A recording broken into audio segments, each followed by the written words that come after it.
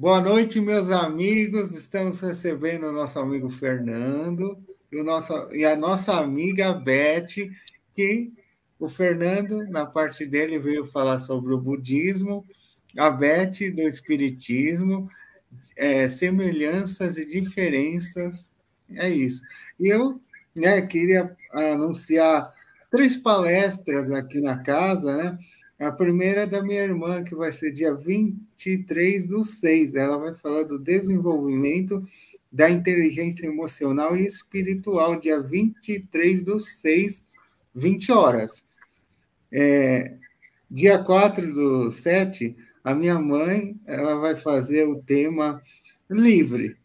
Ela quis falar tema livre. E dia 2 de agosto, aniversário da casa, comemoração, vai estar o nosso amigo Nestor, que vai ser o responsável pela tarefa, pela palestra de aniversário, 2 de agosto, 20 horas, junto com a nossa amiga Bia, que vai tocar e cantar. É musical, vai ter musical, e eu convido a todos vocês e muitíssimo obrigado, Fernando, por estar aqui. Muitíssimo obrigado, Beth. E é com vocês. Gratidão.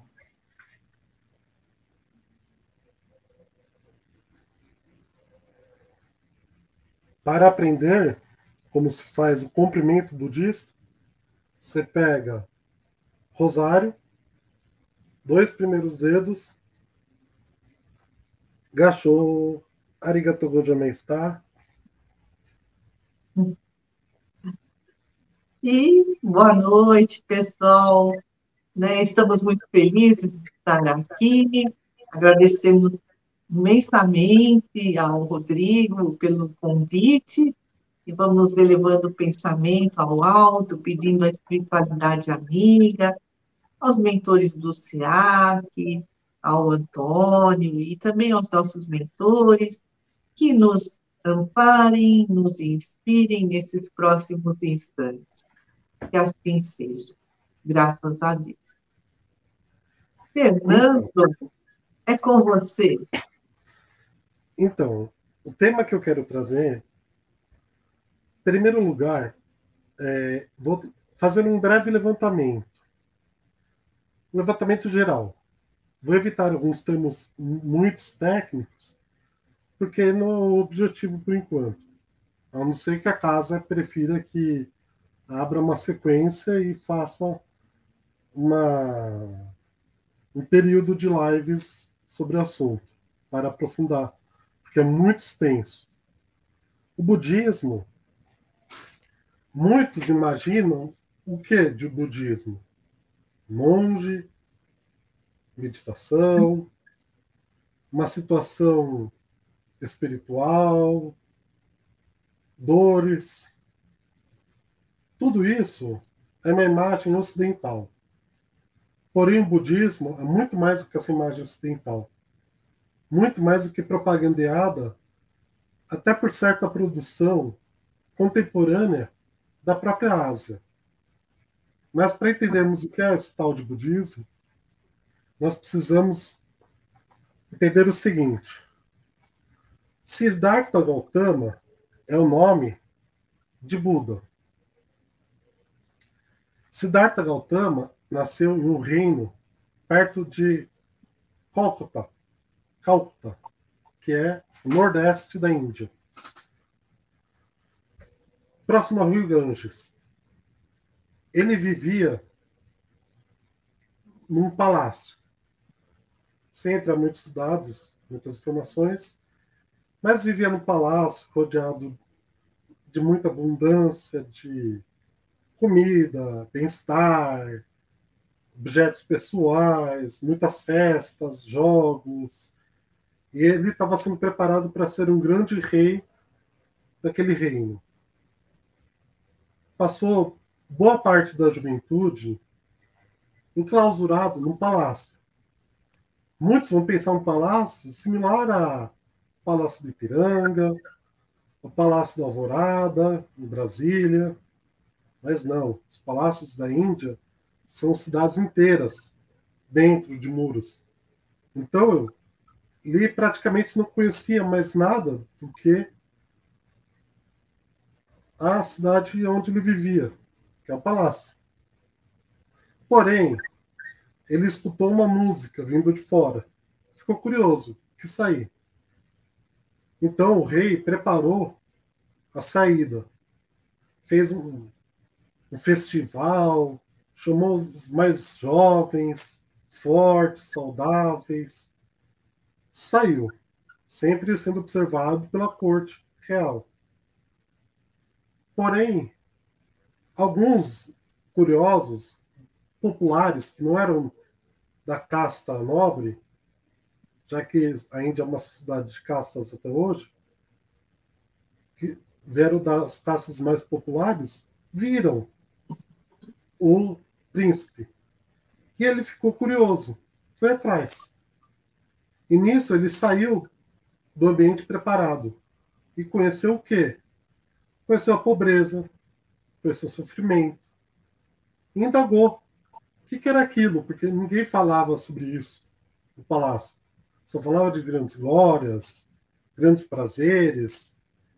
E de acordo com a religião hindu, que é baseada no Bhagavad Gita, que é esse excelente livro, que é uma espécie de Bíblia Sagrada, ou livro dos espíritos, para os espíritas do hinduísmo, se tem a ideia de que, ao usufruir os prazeres terrenos, eu vou atingir os céus, ficar próximo dos Brahmanes, que as divindades hindus. Para ele se rebelou, fugiu e foi mais ao norte, acabou entrando nas montanhas, onde tinha os ascetas. Os ascetas são os yogis. Yogis vem de yoga. Não é essa yoga, muitas vezes, que se vê nas academias de ginástica, de artes marciais, essas clínicas de terapias holísticas, que é só fazer uns exercícios. Não eram práticas ascéticas. Yoga era uma prática ascética da medicina védica. Medicina védica é a medicina que veio do Bhagavad Gita. Então, eram as práticas da religião hindu para o bem-estar. Eram as práticas do sacerdócio. E esse sacerdócio, primeiramente aos Brahmanes, depois para Shiva e outras divindades. Porém, antes de vir Siddhartha Gautama, 30 anos antes, tivemos a primeira grande escola reformadora, que é o Jainismo, Mahavira, 30 anos antes, que preparou o terreno para que Siddhartha Gautama tivesse sucesso na empreitada ser uma segunda escola reformadora do pensamento religioso na Índia Antiga. E esse pensamento se enquadra em 583, 483 antes da Era Comum, antes de Cristo. Mais ou menos na época de Platão, Aristóteles, e se tinha muito a busca pelo quê? As práticas ascéticas buscavam a radicalidade do sagrado. E Siddhartha Gautama, ainda não Buda, já os jainistas entendem Buda como Dinas, queriam também encontrar essa radicalidade do sagrado, esse estágio de Buda, de iluminação. Buda significa o iluminado, ou a iluminação. E nisso, na árvore que ele fez a meditação, ele fez uma batalha contra si e contra o mundo. Contra si, contra seus desejos e vontades pessoais, e contra o mundo, contra a cultura vigente, por ser uma escola reformadora. Aí, nisso, mais tarde, um breve parênteses, temos duas grandes escolas na Ásia, Mahayana e Vajrayana. Mahayana, bem que grande, é justamente, primeiro tem que conseguir a iluminação de grande quantidade de pessoas para que eu possa ser alçado à condição de Buda, que é o grande veículo. Já a Vajrayana entende que primeiro eu preciso me atingir o estágio de iluminação, então mais individual, do que coletivo, para que depois eu possa atingir o coletivo. Para atingir até essa parte da história, os discípulos de Buda foram escrevendo uma série de textos que é muito similar ao modo da cultura ocidental judaico-cristã, são os evangelhos. Os evangelhos do budismo são sutras. E esses sutras são a busca das 4 nobres verdades. Que, para não perder em termos de categoria técnica, recomendo esse livro, Budismo para Leigos, que é importante para ter uma noção geral, para quem não conhece. Que é, primeiro, o sofrimento, e como podem ver, eu estou me recuperando de resfriado. Então, todos nós sofremos, direto ou indiretamente. Tanto físico quanto mental. Sofrimento, a causa do sofrimento. Budismo tem um entendimento diferente do espiritismo. Enquanto o espiritismo pensa em causa e efeito, o budismo pensa causa, condição, efeito. Toda causa precisa ter uma condição. Se não tem aquela condição, não tem aquela causa, logo não tem aquele efeito. Logo, há uma razão primária. E essa razão primária está na semente Alaya, que, diferente das religiões ocidentais, que são abraâmicas, a religião budista, jainista, hinduísta e outras daquela região são religiões dármicas. O que é uma religião dármica? Que se baseia em semente de Alaya, onde nós temos um karma, um dharma, que está na semente de Alaya. Então, o karma é a causa. A condição é a semente de Alaya. E as consequências é o Dharma, ou seja, aquilo que eu tenho que superar. A cessação de sofrimento, que são as práticas ascéticas, no caso de grande parte do budismo asiático, tirando uma exceção que eu vou falar mais tarde, e o caminho que leva à cessação do sofrimento. O caminho que leva à cessação do sofrimento, ele criou muitas diferenças entre o budismo. Porque os sutras, a diferença do que foi realizado depois da patrística na Igreja Católica, na busca de universalidade, o budismo não busca universalidade, apenas é iluminação, através das práticas. Por isso, muitos questionam se é uma religião.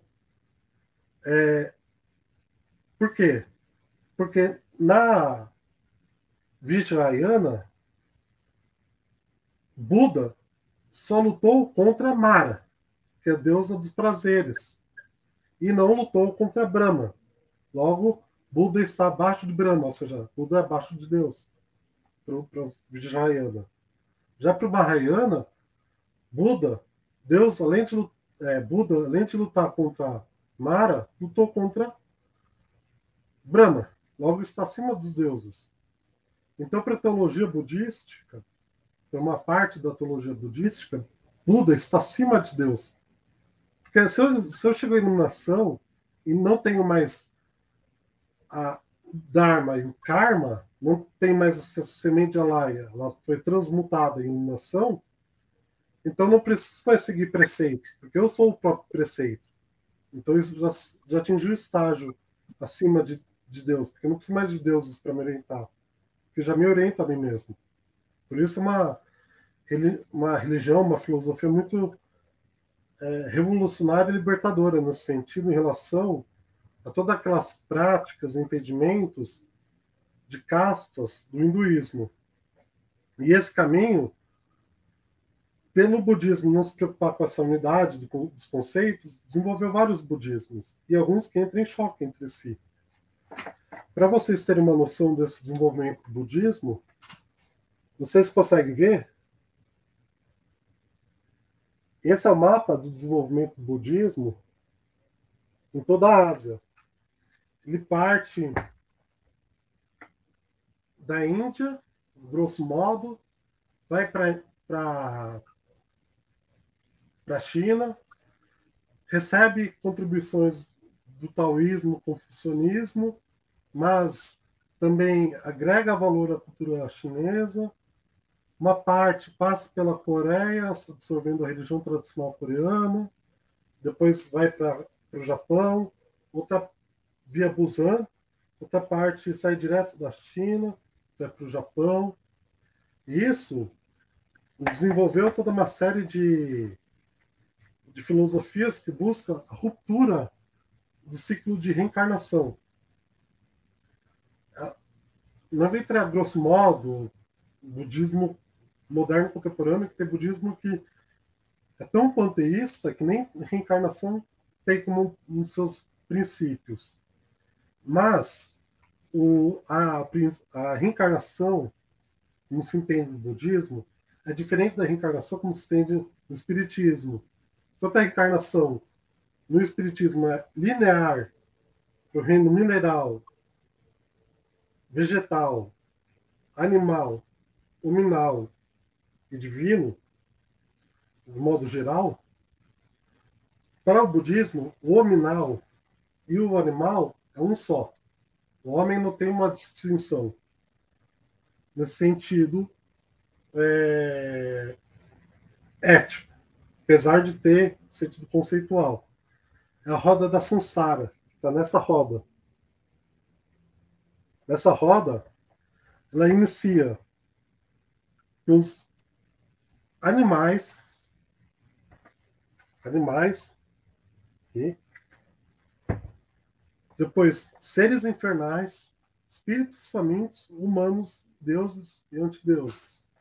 Enquanto eu não conseguir a iluminação, o estágio feito em Buda, ou a elevação via salvação, que vou trazer outro aspecto para terminar, não vou conseguir ter essa ruptura dessa roda de samsara, que é da semente de Alaya, e conseguir me tornar eterno.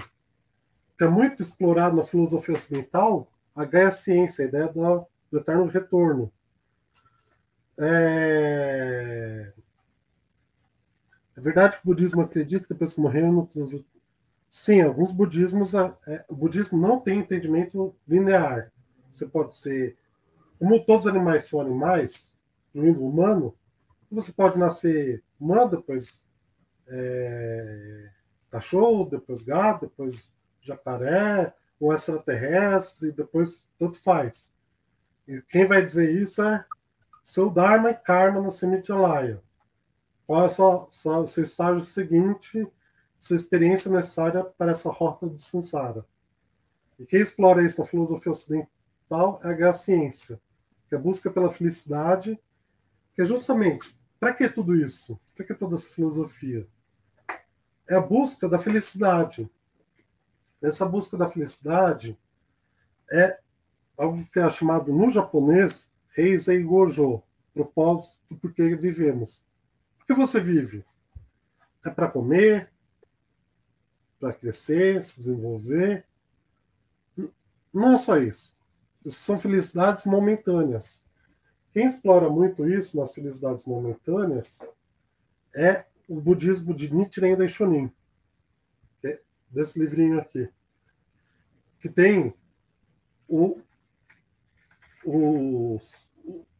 mantra Myoho Renge Kyo, que é a lei mística do universo, que é para conseguir chegar à felicidade, para uma felicidade relativa. Quando eu preciso de um automóvel, uma promoção na vida, um bem-estar momentâneo, na Myoho Renge Kyo. Mas tem um outro budismo, que é o budismo de Shingon, que é o budismo Jodoshu, Jodoshinzo, que é o Namo Amida Butsu.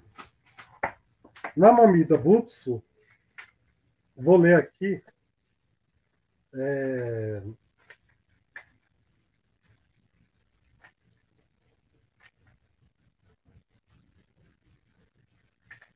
ó, Namo Amida Butsu. Por que vivemos? A resposta de Shinran. O voto imenso e inconcebível do Buda Amida é um grande navio que nos leva pelo mar de sofrimento. Em sua luz sem obstáculos, ao sol da sabedoria que destrói a mente escura. Agora que embarquei no navio da grande compaixão de Amida, flutuei sobre o vasto oceano da luz. As brisas da suprema felicidade sopram delicadamente e as ondas de todo sofrimento se transformam em alegria. O que isso quer dizer? Vou contar uma historinha. Nós todos, de forma figurada, nós estamos num grande mar, largados nesse mar. Esse mar, a gente pode nadar para onde a gente quiser. A gente sabe onde está nadando. A gente pode se segurar em toras. O que são essas toras? Essas felicidades relativas. Que é uma promoção, que é um casamento, uma amizade, a compra de algum item, mas logo frustramos. E essa tora depois afunda, porque ela apodrece e afunda. A gente tem que nadar de novo. Porém, são ondas de sofrimento que vêm. Estamos bem, de repente uma onda de sofrimento, estamos bem. E esse navio, esse voto, da qual fazemos para que possamos ser salvos pela força de Amida. Para o budismo mais da Ásia continental, há um Buda primordial, mas para o Japão, com a reaproximação e a integração com o shintoísmo, várias escolas adotou um Buda maioral, similar ao religiões afrodescendentes, onde tem o Exu. O Exu maioral do nosso terreiro é esse. Do outro terreiro não é aquele não, é o outro. No budismo tem essa daí também. O nosso Buda maior é o Buda Mida. O Shingon, o Buda Dainichi. Tendai já é o Buda primordial, por exemplo. As escolas japonesas. Mas esse voto é justamente para que nós consigamos ir para a Terra Pura. A Terra Pura é a terra onde somos salvos no modo exato como somos. Então, tem uma frase de Shinran, quando se encontrou com seu discípulo Yunen, que foi o codificador do desvendar do Tanisho. Tanisho, aquela mente das divergências. Até uma pessoa boa pode nascer na Terra Pura, quanto mais uma pessoa ruim. Ou seja, o que isso quer dizer? A religião, a filosofia budista, nós podemos entender que na Ásia continental, boa parte do budismo é ascético. O budismo Shodo. É ascético, suas práticas milenares, tem o grande veículo, que é primeiro salvar, eliminar o todo, para depois o individual. O Vajrayana, que é primeiro o individual, para depois o todo. Mas tudo isso dentro de budismo Shodo. No Japão, nós temos o budismo Jodo, que não é ascético, apesar de que tem alguns ritos que vêm via tradição chinesa ascética, que é o budismo Jodo, que é o budismo muito mais salvacionista do que ascético. Isso revela a diversidade interna do budismo. E, assim como se tem diferenças na religião cristã, você fala amém, aleluia, também se tem Namyo Renge Kyo, Namo Amida Butsu, são tudo escolas, para que entendam que são diferentes formas e práticas. Então, sei que são muito mais conteúdo. Então, por exemplo, para que possam entender melhor, recomendo O Porquê Vivemos, do Kentetsu Takamori, Porque Vivemos Dois, Kentetsu Takamori também. Tem aí do budismo Zen, da linha Shodo, Mahayana, que hoje é muito bem conhecido aqui no Ocidente, que é a palavra de sabedoria do Dalai Lama, por exemplo.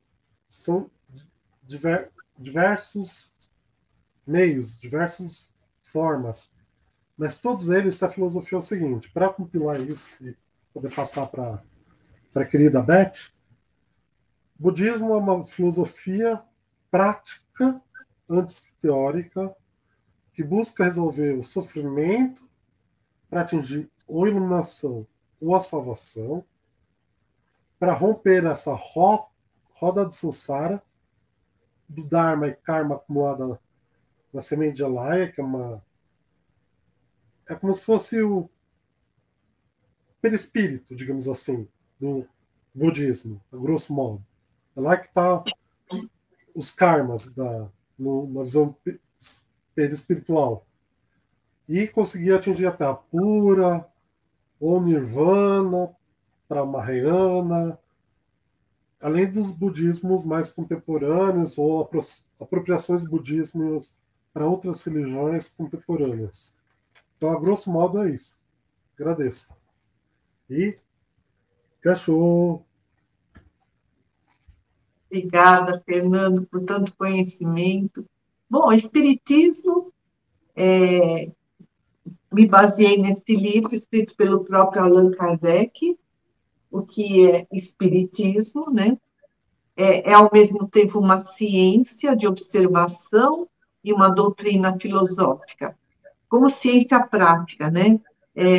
Porque o Kardec observou as relações, as comunicações do plano espiritual com os encarnados, e como filosofia, porque compreende todas as consequências dessas relações. Então, a espiritualidade trouxe as mensagens e todo esse conhecimento formou um corpo de doutrina. E o Allan Kardec foi o codificador, né? Organizou tudo isso nas obras básicas. E então o Espiritismo é uma ciência que trata da natureza, origem e destino dos espíritos e a relação deles com esse mundo corporal. E é chamado Espiritismo ou doutrina dos espíritos, porque foram os espíritos que trouxeram todo esse conhecimento. É uma doutrina espiritualista, porque acredita na existência do espírito. Surgiu no século XIX, né, diferentemente do budismo, que é tão antigo, milenar. O espiritismo, né, surgiu a partir da observação das mesas girantes, que faziam pancadas, né? Então, as mesas davam diferentes números de pancadas, esses diferentes números de pancadas seriam diferentes letras, formando uma comunicação bastante demorada, né? Depois, os próprios espíritos orientaram para que se pusesse um lápis numa cestinha sobre uma prancheta e os médiuns colocavam as mãos e essa prancheta se movimentava, formando frases, mas depois, com o tempo, os espíritos também orientaram que os próprios médiuns escrevessem, então aí surgiu a psicografia. E os princípios transmitidos pela doutrina espírita, né, pelos espíritos, em que o espiritismo acredita? Que existe um Deus único, eterno, imutável, imaterial, todo-poderoso, soberanamente justo e bom, que criou tudo no universo, tanto os seres inanimados, né, as pedras, e como os seres animados, ou seja, os seres viventes, as plantas, os animais, nós também somos animais, né? E os seres materiais constituem esse mundo visível, né? Esse mundo corporal. Mas existem os seres imateriais, que na verdade, eles também são matéria, mas são feitos de uma matéria muito tênue, muito quintessenciada, e que é invisível a nós.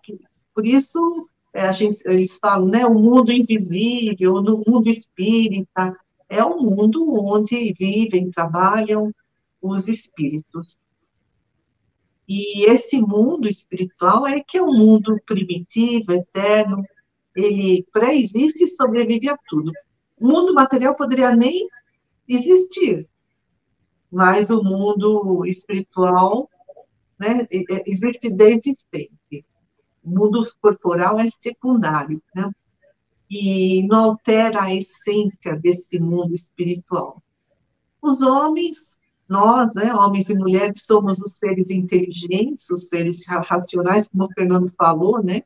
O Espiritismo acredita, né, que nós vamos evoluindo do reino mineral, vegetal, animal, até chegar no nominal e depois seguindo para a angelitude. E alma é o espírito encarnado que veste esse corpo, é uma veste temporária que se desgasta. Então, nós, né, o homem, a mulher encarnados, possuem esse corpo físico, o perispírito, né, que é a semente de Alaya para o budismo, né, e o espírito, né, o espírito propriamente dito. E esse corpo físico, né, tem essa ligação com o espírito através do perispírito, que é um laço. E nós estamos sempre reencarnando, né, nós estamos aqui no plano da matéria, aí desencarnamos, vamos para o mundo espiritual, e aí voltamos a reencarnar.